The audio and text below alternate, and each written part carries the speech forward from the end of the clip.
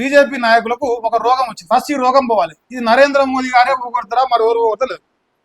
ఆ రోగం ఏందా అంటే ఒక నాయకుడు ఎదుగుతుందని చెప్పేసి సపోజ్ బండి సంజయ్ గారు ఎదుగుతున్నారు. అందరికీ తెలుసు ఆ టైంలో ఎవరెవరు కుట్రలు చేసిరు అనేది. ఇప్పుడు బండి సంజయ్ గారు అధ్యక్ష నుంచి దీపించి వాళ్ళేమో సుఖపడేది లేదు, వీళ్ళనేమో ఆగం చేసింది ఏంటి. కార్యకర్తలు నాగం చేశారు. ఫైనల్గా కార్యకర్తలకు అధికారం దూరం చేశారు, చిరకాల కోరిక నెరవేరకుండా చేశారు. ఆ నాయకులు 7 నెలలకు కానివారు, ఈ నాయకులు కానివారు.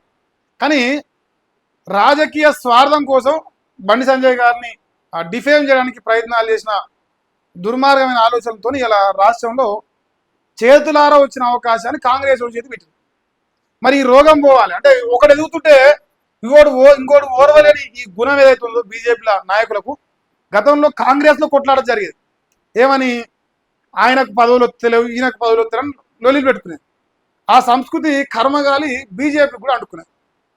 ఆ అంటుకోవడమే పెద్ద ప్రమాదంగా అనిపిస్తుంది. ఈ రోగం బీజేపీలో ఒక నాయకుడు ఎదిగితే ఇంకొక నాయకుడు ఓర్వలేక ఈ బచ్చ యూట్యూబ్ ఛానల్ పెట్టుకున్న ఈ కాంగ్రెస్ పెంపుడు కుక్కలతోని వీడియోలు కొట్టిస్తా ఉన్నారు.